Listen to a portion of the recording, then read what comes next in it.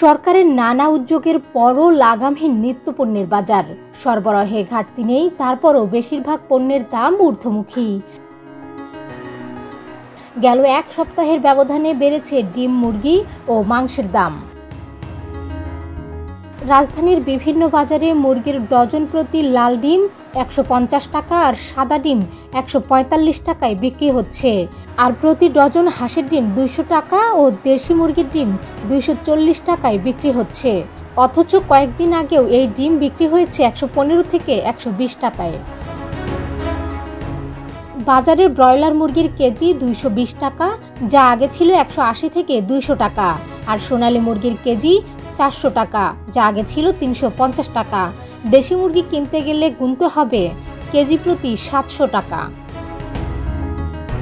এছাড়া প্রতি কেজি গরুর মাংস বিক্রি হচ্ছে 780 টাকা, আর খাসির মাংস বিক্রি হচ্ছে 900 থেকে 1000 টাকায়। এদিকে স্বস্তির খবর নেই মাছের বাজারেও। ক্রেতারা মাছ কিনতে গিয়ে রীতিমতো হিমশিম খাচ্ছেন। নদী ও হাওরের মাছ সাধারণ মানুষের ক্রয় ক্ষমতার বাইরে। বর্তমানে চাষের মাছও বেশ চড়া দামেই বিক্রি হচ্ছে। সবজির দামও বেড়েছে। গরমের অজুহাতে সব ধরনের সবজি 10 থেকে 20 টাকা পর্যন্ত বেশি দামে বিক্রি করছেন বিক্রেতারা। আলু কিনতে গেলে ক্রেতাকে গুনতে হবে 50 থেকে 55 টাকা, যা এক মাস আগে ছিল 40 থেকে 45 টাকা। রাজধানীর বাজারে সবসময় ক্রেতার নাগালের মধ্যে থাকা পেঁপেও এখন 50 টাকায় বিক্রি হচ্ছে, যা বছরের অধিকাংশ সময় 40 টাকার মধ্যে থাকে। এছাড়া বেগুন 70 থেকে 80 টাকা, কাঁকরোল 70 থেকে 80 টাকা, ঢেঁড়স 60 থেকে 70 টাকা, পটল 60 থেকে 80 টাকায় বিক্রি হচ্ছে। বাজারে কাঁচামরিচের দামও বেড়েছে। সপ্তাহের ব্যবধানে কাঁচামরিচের দাম প্রতি কেজিতে 80 থেকে 100 টাকা বেড়ে হয়েছে 150 থেকে 160 টাকা।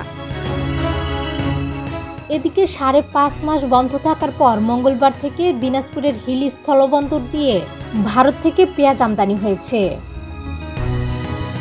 প্রতি কেজি দেশি পেঁয়াজ বিক্রি হচ্ছে সর্বোচ্চ 80 টাকা, যা এক মাস আগেও 60 থেকে 65 টাকা ছিল।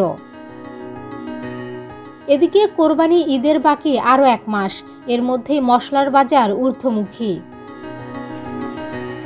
নিত্য প্রয়োজনীয় পণ্যের দাম নিয়ন্ত্রণে বাজার মনিটরিং জোরদার করা প্রয়োজন বলে মনে করেন সাধারণ ভোক্তারা।